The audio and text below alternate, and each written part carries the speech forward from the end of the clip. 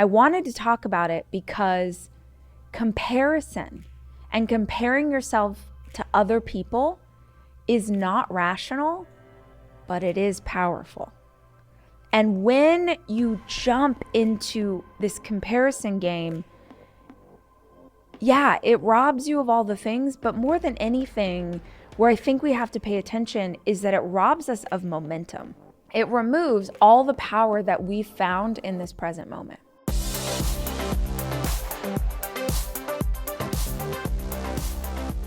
Okay, we're recording. We've confirmed that we are recording. Hi guys, welcome to my dining room table.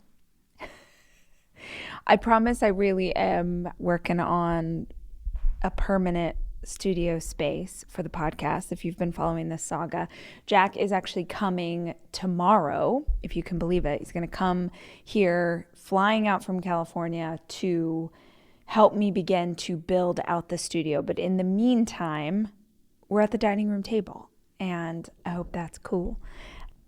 How are you guys? How's 2023 treating you? It is the 23rd day of 2023, and I mean, January's been pretty wild. I think that I always have these expectations about what's going to happen in my January, and then it sort of goes a lot of different directions, but I'm feeling good. I was in LA last week doing a bunch of podcast interviews, which you'll hear on the show here soon, and I'm excited for you to get to hear some of these conversations. But one of my favorite things I did in LA was I got this sweatshirt. If you're not watching this on YouTube, then you just imagine a really good, I'm going to call this color burnt sienna. I remember that crown was one of my favorites when I was a little girl, burnt sienna. So just imagine this sort of like brownish, orangish, very light, one of those sweatshirts that you buy brand new, but it looks like you bought it at a vintage shop. And I wasn't planning on doing shopping that day, which is my favorite kind of shopping to do. But there is a brand that I absolutely love called The Great, which, if I'm not mistaken, is Emily and Merritt. If y'all are familiar with them, they did, I think I'm not making that up. I think. Maybe. Let's Google it. The Great. Emily and I know I sound like, yeah, it is. Okay. So their whole line of clothing is like vintage Americana, for lack of a better word. But the reason I got into this brand is because the jeans fit so well. And then I just sort of fell in love with everything else. I've only ever shopped for it online, and I was in LA and I was grabbing coffee on Melrose, and lo and behold, there's a store. And I had that moment where I was like, we're about to make some mistakes. We are about to do some shopping that we don't need. But I justified it by saying, well, this is my birthday present to myself because I just had my birthday. So all of that to say, this new sweatshirt is just fantastic.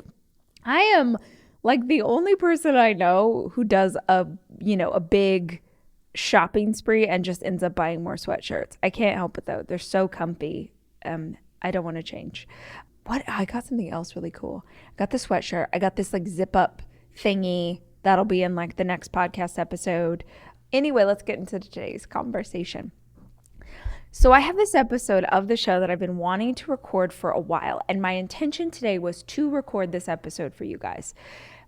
But then I had a very human moment that then inspired me to change the conversation that I'm going to have with you today, because I had a human moment. I had some tools that I could reach for to deal with this very human moment. And then I was able to talk myself back around, and I thought, oh, I bet you guys would maybe glean some ideas from this encounter as well. I also just want to say, I live out in the country, and I don't know that you can actually hear it, but one of my neighbors, are they tilling the land? Is there a tractor involved? I don't know what sound I'm hearing, but someone's got some big machinery and they're doing some things. So if you hear like a low rumble in the background, I don't know what's happening and I apologize for it. Back to this. So my human moment today, I was having my coffee. I gave myself a countdown, just like I do for my 5-year-old.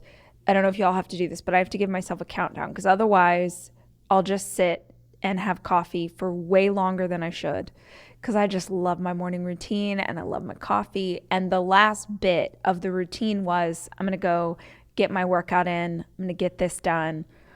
So I said, okay, Rach, you got to, at 8:30, you're wrapping this train up and you're going to go out to the gym and you're going to do what you need to do.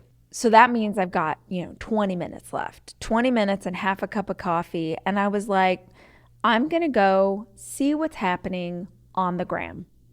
I feel like, and we're going to get to this in a minute, but I feel like I have gotten my Instagram to such a beautiful feed that my feed inspires me. I don't go on it all the time, but whenever I do, I'm like, it's like a lot of like animal videos.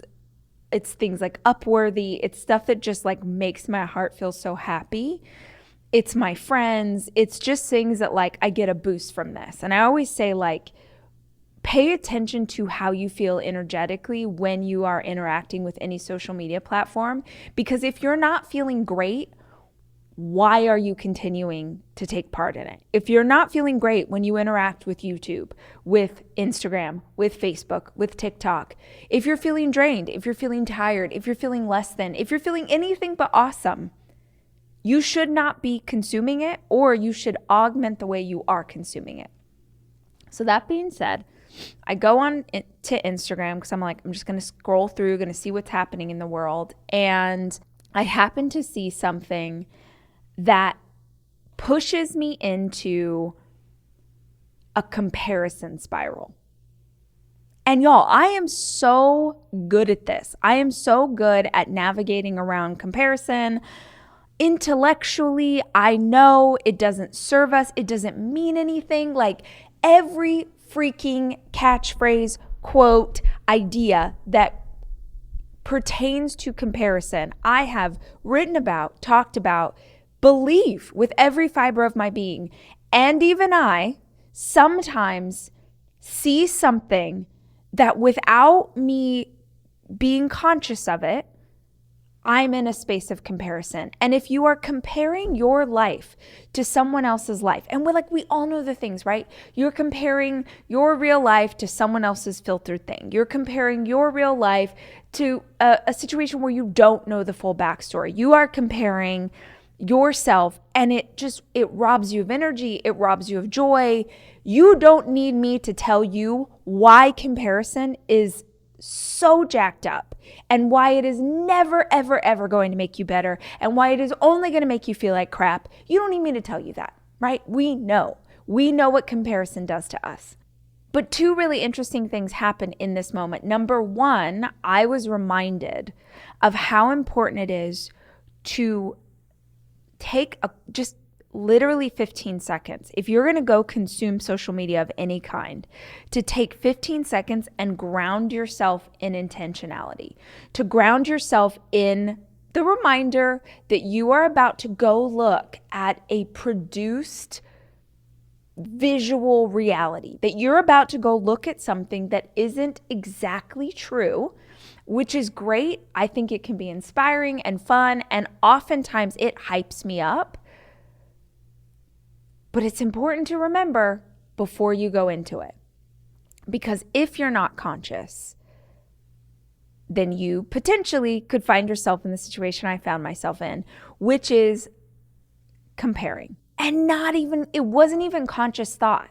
And in fact, I've done enough therapy to understand the comparison is not even happening with my 40-year-old self.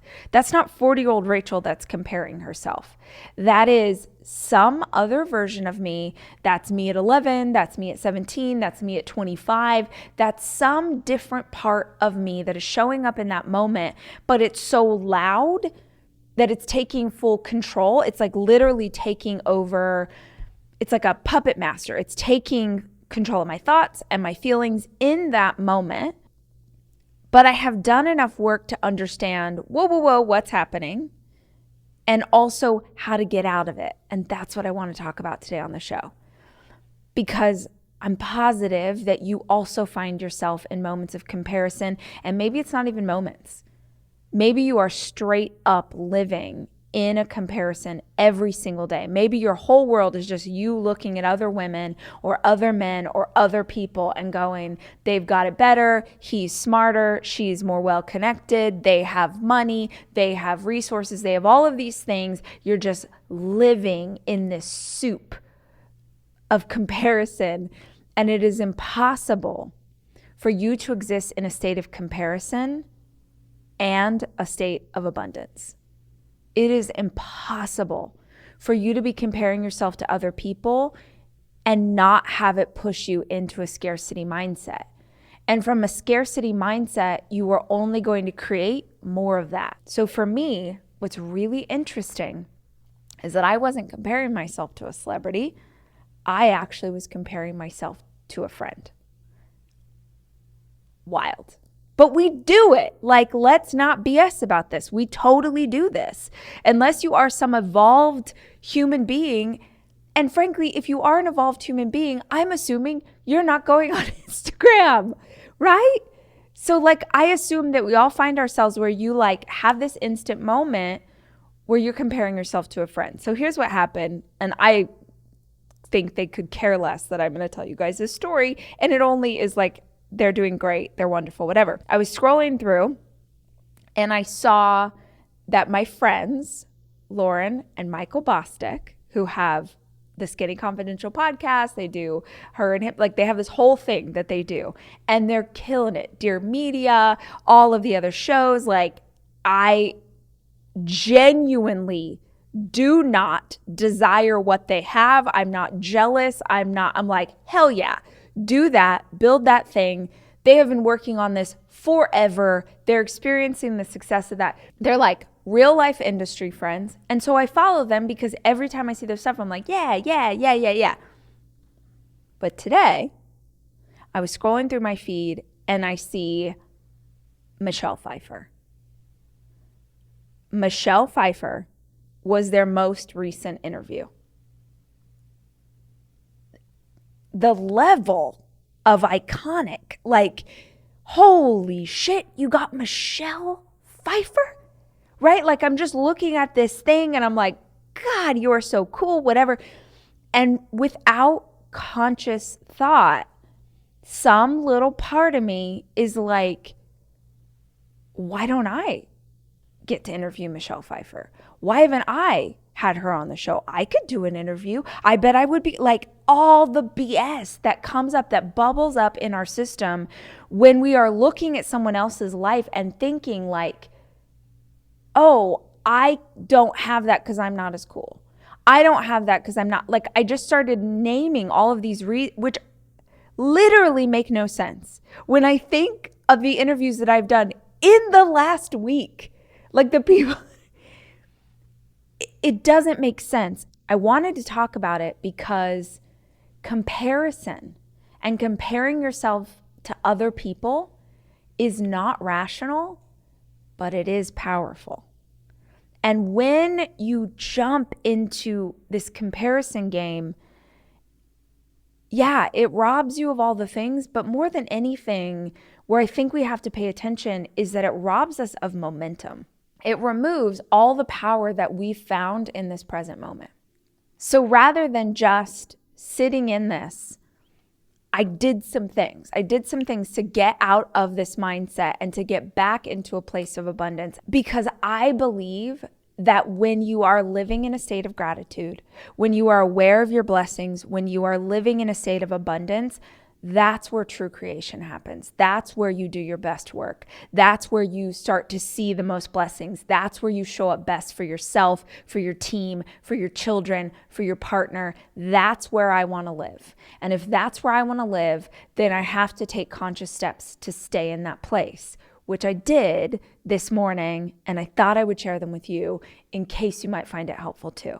Let's start at the beginning. Before I jump into the tools, I want to start with the foundation that is necessary in order to pull these tools off quickly. This foundation has been taught by so many people, so many teachers, so many different ways, kind of all saying the same thing. But the reference that I'm going to give today is the first version of this that I ever heard. And the first version of this that I ever heard was at my first personal development conference, 10 years ago. And it was from Tony Robbins. The first way that I heard him explain this, which incidentally he did on a recent episode of the show, he came back on early this year and we had a conversation and he mentioned this again. So it's top of my mind. But basically, your life and the quality of your life is based on 3 decisions that you are making every second of every day. And if you are not aware that you are making these decisions every second of every day, you will float through the world like jetsam in a current and never be conscious enough to change your mindset, and therefore never be conscious enough to change the direction so that you are steering yourself the way that you want to go instead of just going along with the tide. So the 3 decisions that we are making every single second of every single day is, number 1, what are you focusing on? What are you focusing on? In this given moment, literally, if you look around yourself, I'm focusing on the shoes and the jackets that are all piled up that I should probably clean up later. I see this book, I see this water bottle, there's a picture, there's the backyard. What am I focusing on in this moment? Yes.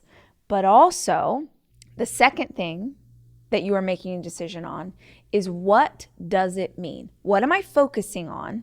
And what have I decided that this thing I'm focusing on means? So for instance, this part of my house is a mess. There's coats and shoes, and I have 4 kids. There's the bag here. Everything's messy, like this, like all the things that I'm happen to see in front of me right now. Because I cleaned up this back area for this shot, but everything in front of me is cluttered. So I could look at the clutter. That's what I could choose to focus on. And I could say, well, I'm overwhelmed. I never have enough help. The house is always messy. These kids never pick up after themselves. I can decide that that's what the clutter means. Or I can see these things in front of me and go, oh, it looks like a life well lived. This looks like a home where people live, where we have fun. There's a puzzle that we were playing with the other day. There's the book that my daughter was reading to me because she was learning to read. There's, I have a blackboard in front of me that says, I always put different quotes on it. And this one right now says, thankful that dogs have guardian angels too. Because our dog was really seriously injured and he's on the mend. Like, there's all of these things in front of me that represent a beautiful life, or that just represent that my house is messy and I feel overwhelmed. I choose what to focus on and I decide what it means every single second of the day. I look in the backyard, and this time of year, I'll be honest, everything's dead. It's been very cold in Texas. Everything in the yard is dead. And it's so easy for me to look in this backyard this time of year and just be like, oh my, everything's dead. It's dying. I'm not taking good enough care of the land. I need to do something. We need to have someone come and put sod in. Like, I start to go up. Or I could look out these windows and be like, my gosh, I have this beautiful yard. I have an amazing view because I'm on a hilltop. Yes, everything is dead because it's winter, and this is the cycle, and what follows winter but spring. And in a couple of months, I will look out this window and it will be nothing but wildflowers. I choose what I focus on and I choose what it means. These are 2 decisions I am making all of the time. The third decision that we are making all of the time, what to focus on. What do we decide it means? And what are we going to do about it? Right? What are we going to do about it? So in the case of the clutter, I am going to clean this up before the kids come home from school, because you and I both know that if I don't, it's going to get even worse, right? But because I changed my perspective on what it means, I'm going to do it with a happy heart. I'm so blessed that I'm inside this warm house right now when so many people are sleeping on the street. I'm going to do these things with a happy heart. It's the same with comparison. In this instance this morning where I was triggered for some weird reason, what I was focusing on was the success that my friends were having. I decided in that moment, because I was totally unconscious, I decided that it meant that their success meant that I was somehow less successful, or their success was a sign that I was never going to have an interview like that, or their success was whatever BS the little version of me was saying inside myself, but it wasn't good. So I decided to focus on that. That's what I decided it means. And here's the kicker. Most people, when they compare, the action that they take is one that makes things worse. It slows you down. It makes you stop. It makes you give up. It makes you quit what you're working on. It makes you do those things with less passion and less energy, right? Maybe you'll go about the dream. Maybe you'll work on the goal, but you sort of lost the motivation that you had before you saw the thing that made you compare. So what are you focusing on? What do you decide it means? And what are you going to do? Now, let's shift it for just a quick moment before we move on from this foundation, because it's very powerful. Because those three decisions stack on top of each other, the very first one being the foundation of what are you focusing on. The easiest way to shift it is to shift into only focusing on what you can control, right? Are you going to focus on what you can control or what you can't? So in this instance, I could be like, my life is overwhelming. I have 4 kids. Blah, blah. Like I could spin out on those things. I can't control that. That is what it is, right? But what I can control is, okay, what are the pieces of being a mom? I'm just making this up. What are the pieces of being a mom that feel tense right now? What feels hard? What feels like this sucks? This is what are those things? If I can identify those things, then I can identify the parts of it I can control. So if one of the things, just one of the parts of motherhood that feel difficult right now is a cluttered kitchen, I can control that. I can clean that up. I can come up with a plan. I can get organized. I focus on the things I can control, which makes me feel 1,000,000 times better. See, oftentimes we're obsessing over all this stuff, not realizing that what we're obsessing over are parts that we have no ability to affect, which means we just end up drowning in this sense of overwhelm. In a place of overwhelm, there's not much you can do. But if you focus on what you can control, even doing one little thing right now today, just one, will help you to feel more settled and more centered. It's why everybody recommends that you make your bed first thing in the morning. Because making your bed first thing in the morning is one thing that you are in control of. When you come back to that bed at the end of the day, you're like, well, hell's bells. If I didn't do anything else, I made my freaking bed. From a foundation of that place, what are you focusing on? Now, let's say it's too late. You already saw your friends or you saw someone on social media and you felt like you were triggered and you feel like you're comparing. What have you decided it means? I can look at other people in my industry having success and I can decide that that means I won't be successful, that there's only so much success to go around, that it's never, all these dumb stories we tell ourselves. Or I can look at the success as an example that someone else is doing it, which means I can also do it.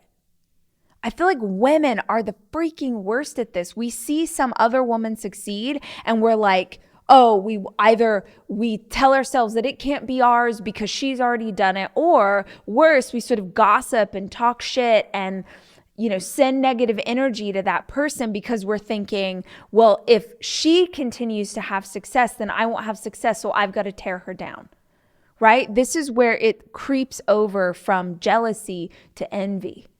This is where it turns into something dangerous where you say, well, I want to have the tallest building in town, which means I can build something tall, or I can demolish all the other buildings so that I get to be the best at the height that I am right now.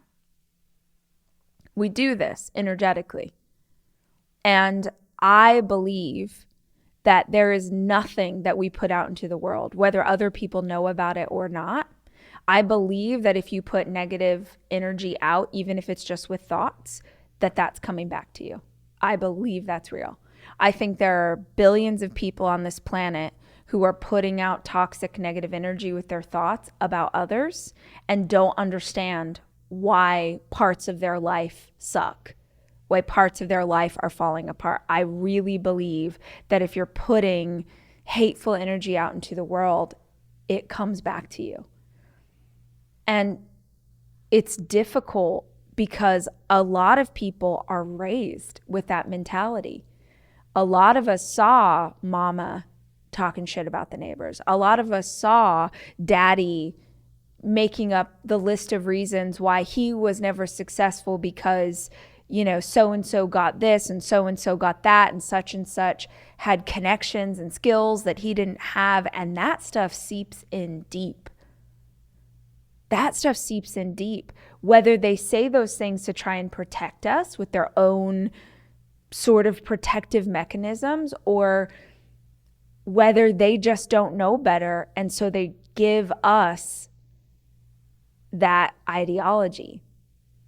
Either way, it seeps in and becomes who we are. So I'm not saying that you actively chose this way of being, but I am saying that if you are conscious of it, once you become conscious of what you're putting out, then you are required to do something to help yourself become better. Or not.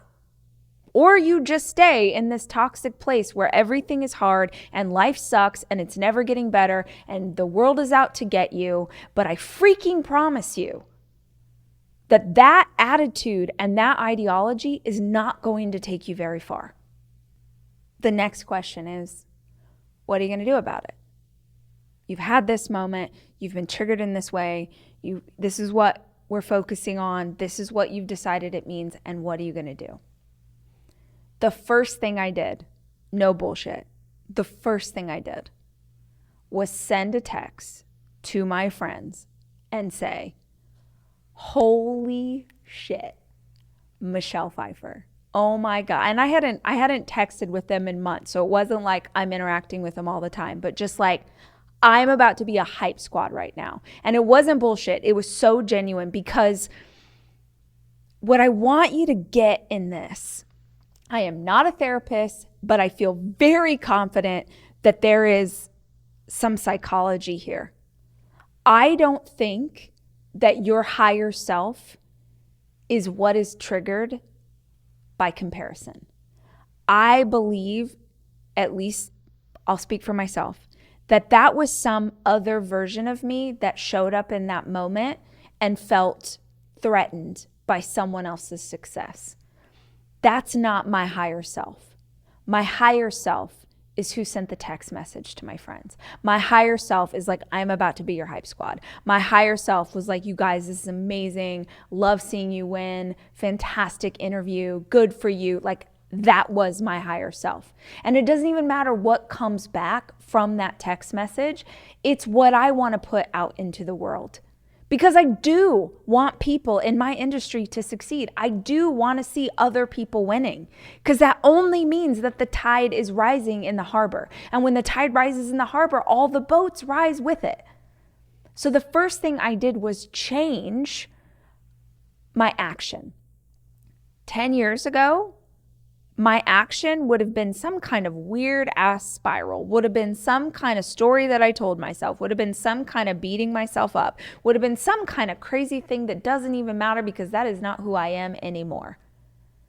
But the first thing that I did today was celebrate that person. And if you have a moment like this in your own world, even if you don't know that person, you could just celebrate them where you are. You could literally just close your eyes, send a prayer, send something out and be like, good for them. Good for The Rock. Good for Ashley Graham. Good for this influencer who got to do the race that I was wanting to do. Good for this other author who got the book deal. Good for this podcaster who's succeeding. Good for them. Good for them. You can take a moment and meditate on it. It's really powerful to flip the script on jealousy.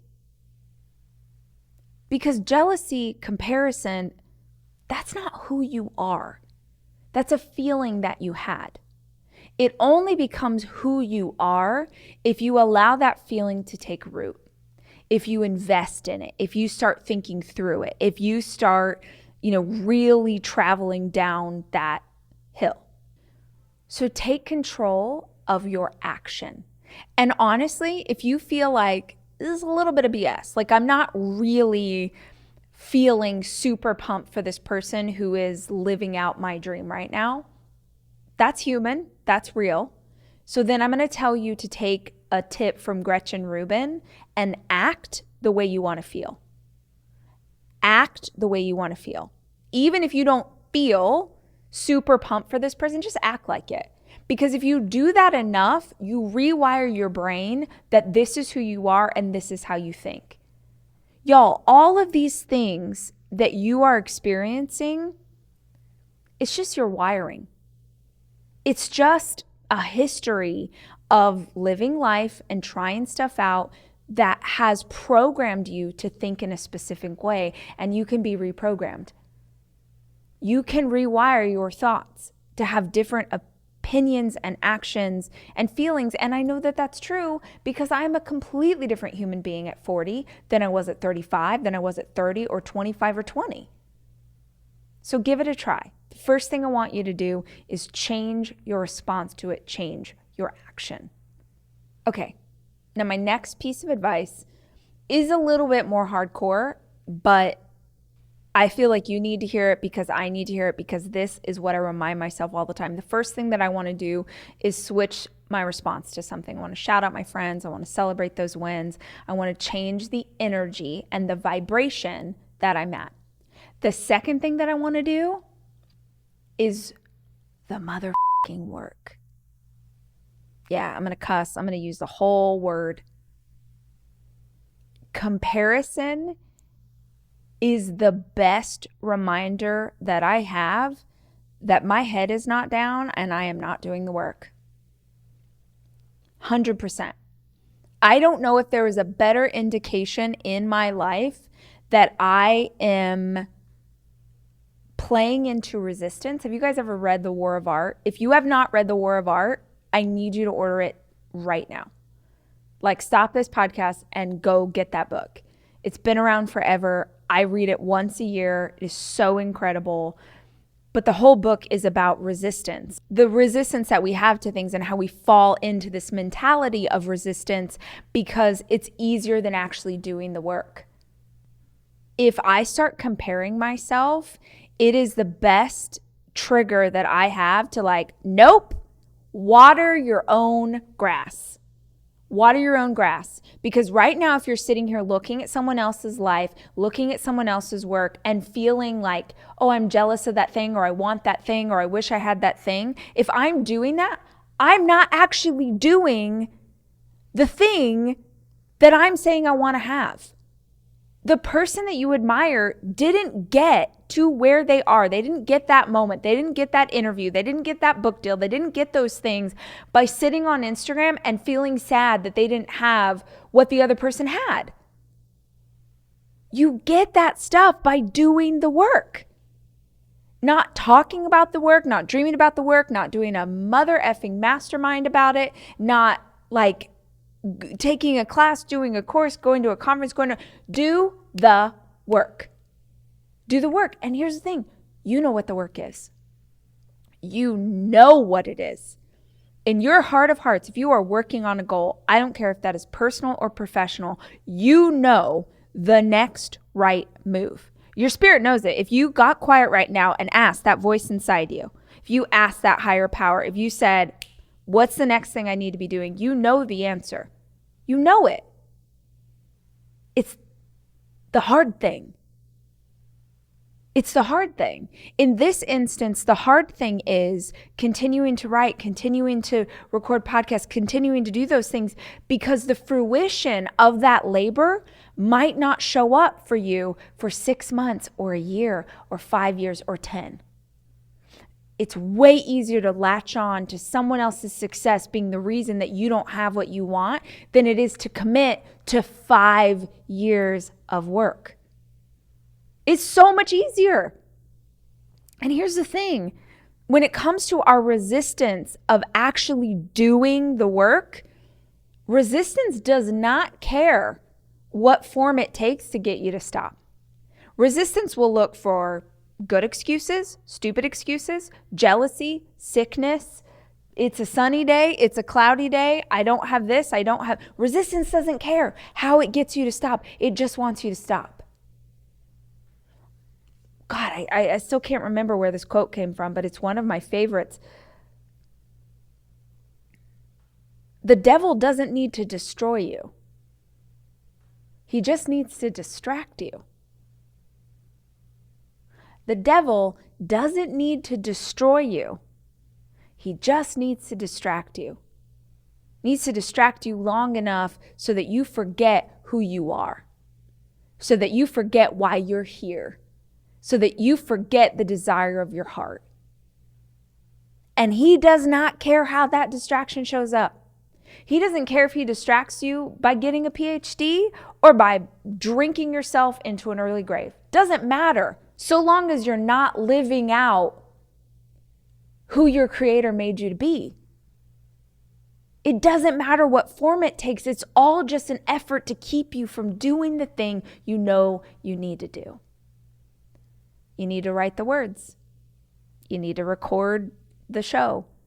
You need to make your video for YouTube. You need to, send out more inquiries. You need to go do the stand-up and bomb. You need to try again and again and again.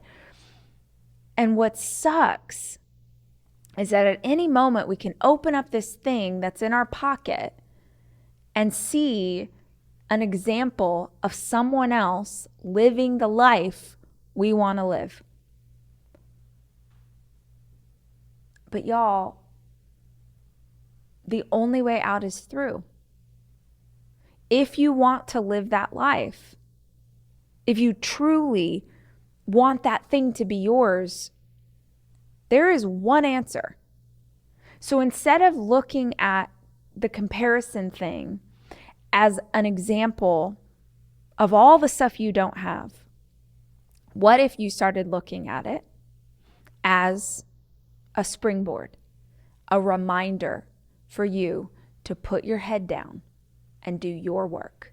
Put your head down, put your head down, put your head down, and do your work. Because that's the kind of thing that actually gets you results. Truly. Now, that is an attitude that I have today after years of trying to overcome this game. But 5 years ago or 10, no way I was at this place. Straight up. I told you I would go into a crazy spiral. So what I thought was, what's the advice I could give for someone who's maybe earlier on this journey, maybe younger? I actually was just having this conversation with someone in their early 20s the other day. And they were asking me, like, how do you manage it? Because they'll open up, Instagram and they'll start to feel a certain way. And as a point of reference, the person that I was speaking to, if you were looking at her career, her life, all of it, you would think definition of success. Literal definition of success. You would be like, how the hell have you done this at 26 years old? How? So I just want to say that because I want you guys to understand that it doesn't matter how successful you are. It doesn't. I'm comparing myself to another podcast when my podcast is one of the most successful. It doesn't make sense. Comparison doesn't make sense. And for this person I was talking to, y'all would kill. You would literally kill to have her following, her career, her money, her success, all of it. And she's telling me, when I open up my Instagram, I know intellectually that I shouldn't think, but I do. And I was like, oh yeah, stop following anybody who triggers you. And she's like, well, some of them are my friends. I'm like, okay, great. Mute them. Mute the feed, mute the story until you get to a place where you've done the work and it doesn't hurt you anymore. Another example of this is like, I admire the hell out of Rupi Kaur. Oh my God. She's so beautiful. She's such a talented writer. She did her tour and she's wearing these amazing dresses. And this is what I was telling my friend the other day. I'm like, every time I saw her work, I was just like dying. Like, oh my God. Like, what if you got to write poetry?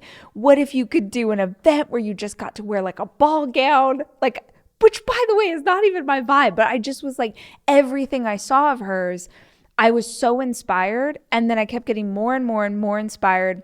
And at some point I started to compare. And for the longest time, I kept her in the feed because I think her work is so beautiful.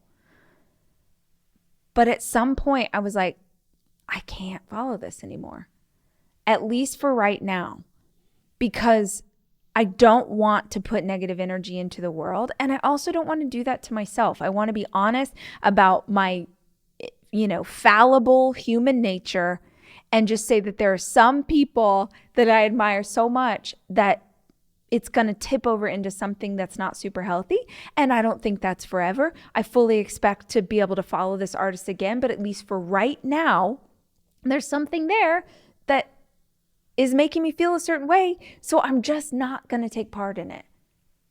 And that literally has nothing to do with whoever it is that you need to mute or unfollow. It's not about them. It's about us. It's not about them. It's about us.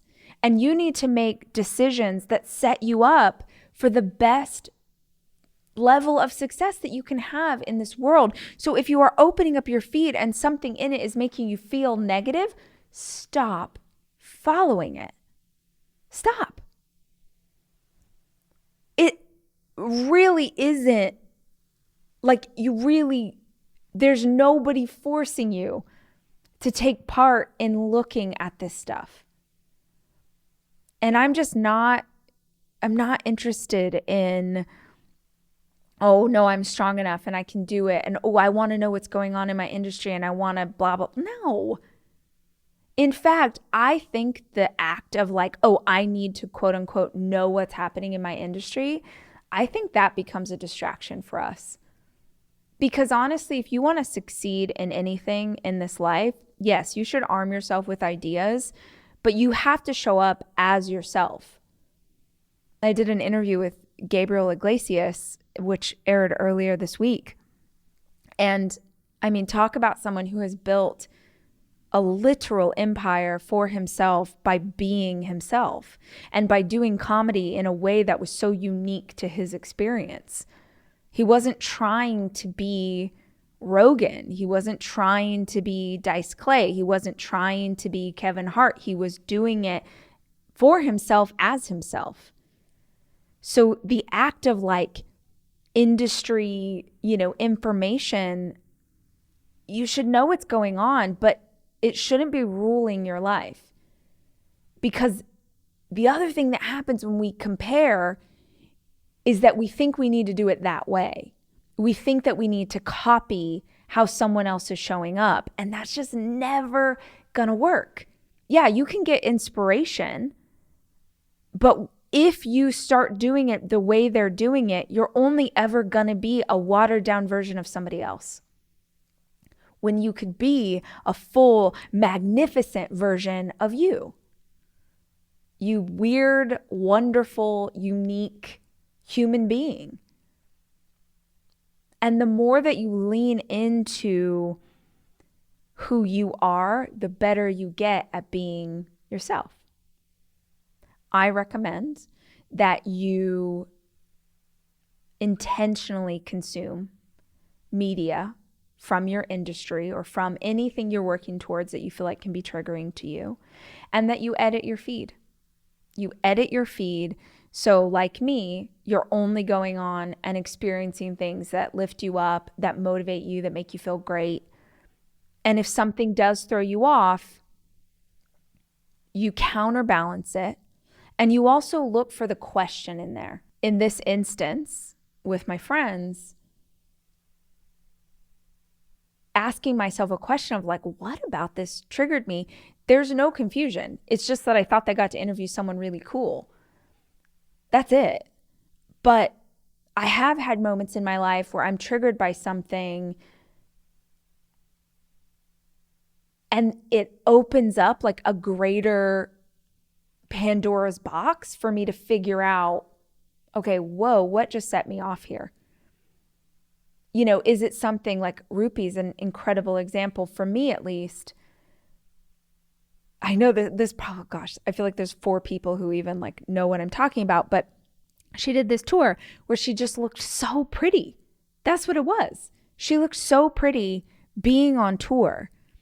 And I'm like, well, I could never wear what it did was the comparison made me question if I was showing up in the wrong way, because I liked the visual of what she was creating so much that it made me question, is there something wrong with me showing up on stage in jeans and sneakers, which is all you're ever going to get from me, guys, because I just literally, I went on a date with my boyfriend the other day and I wore these like really tall platform shoes I've had forever, but I hadn't worn platform shoes in a while. I almost died. Like I have forgotten how to walk. I look like a baby giraffe. I just hate it. I love the way it looks, but I hate the actual feeling of it. And so all you're ever going to get from your girl, some version of sneakers on stage. But what was interesting was that seeing that and going into a comparison spiral with her work, it was making me question, am I the wrong kind of girl? Am I the wrong kind of woman? Again, that had nothing to do with her, and it required some unpacking on my part. But in those things where it's like a little deeper, like we're going a little bit deeper, baby Rach from some other version of me is triggered about not being the right kind of girl, I'm just going to take a break. I'm just going to mute that so I can work through it with my therapist, and then we'll move on. My point is that inside the comparison or inside the jealousy is usually a little seed of something that we need to work on or work through. So be mindful of that when it comes up for you. What is it about what this person has that's making me feel this way? What is it that they have that I'm wishing I had too? Last piece of advice, and this is incredible wisdom that I got from Ben Hardy. He was on the show. We talked about this extensively, 2 different episodes. I've replayed it, but so powerful, is from a book called The Gap and the Gain. And his advice was that you measure backwards. You measure backwards. If you, my friend, listening to this or watching it on YouTube, if you are hyper aware of what you're doing and how you're succeeding, then you are way less inclined to be judging yourself against someone else's meter stick. But the most powerful way to sit and rest in your own accomplishments is to be mindful of what they are. People who are goal-driven, people who are ambitious, people who are working on something big tend to always compare where they are to where they want to be.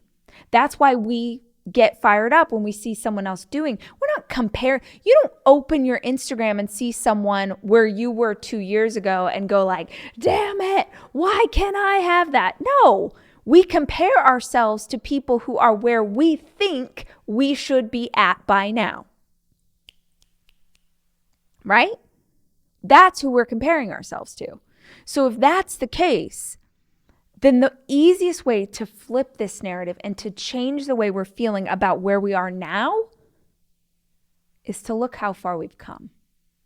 So I want you to stop measuring yourself against where you want to go. I want you to start measuring yourself against where you were a year ago. Where were you 6 months ago? Where were you 3 years ago? Look how far you've come. You've come, you've made traction in such incredible ways, but you're not paying attention to the achievements because you just are running off to the next thing, to the next thing, to the next thing. You are living, as Ben Hardy calls it, you're living in the gap.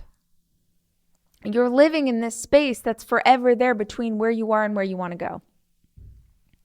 But if you look backwards, if you say, well, damn, no, I'm not here yet, but 2 years ago, I was only writing on my own blog, and now I regularly publish pieces in these 3 online magazines. 3 years ago, I had 5 followers, and now I've got 2,000. And maybe it's not the 100,000 that you're hoping that you're going to get, but look how far you've come.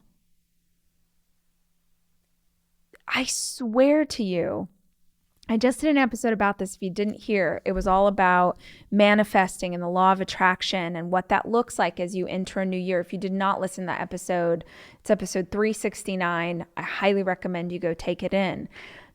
But y'all, from a place of abundance, I swear everything happens.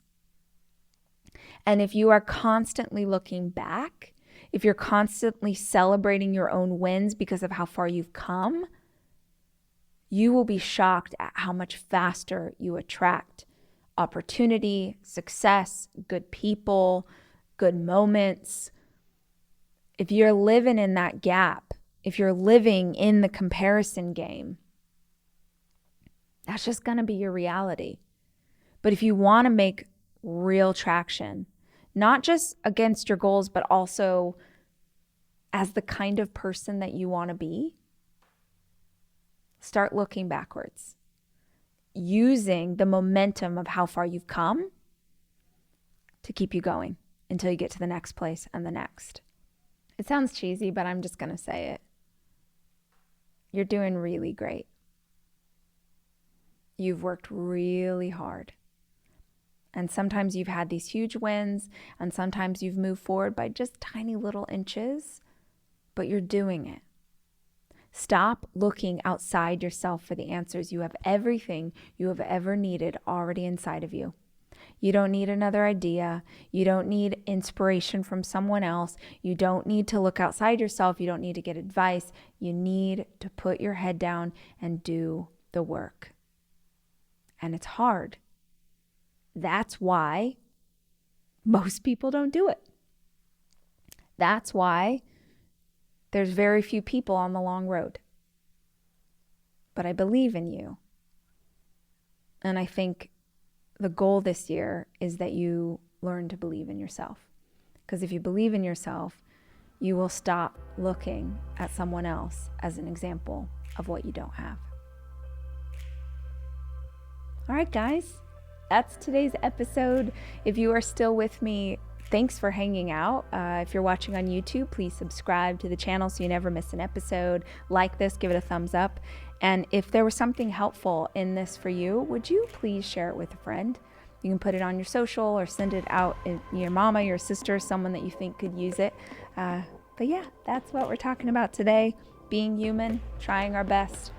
I'll be back soon with more information. And until then, remember, I love you and I'm rooting for you. When you are setting yourself up to practice gratitude and to feel grateful for what's happening in your life, magically, I'm using air quotes if you can't see me, magically, you find more things to be grateful for.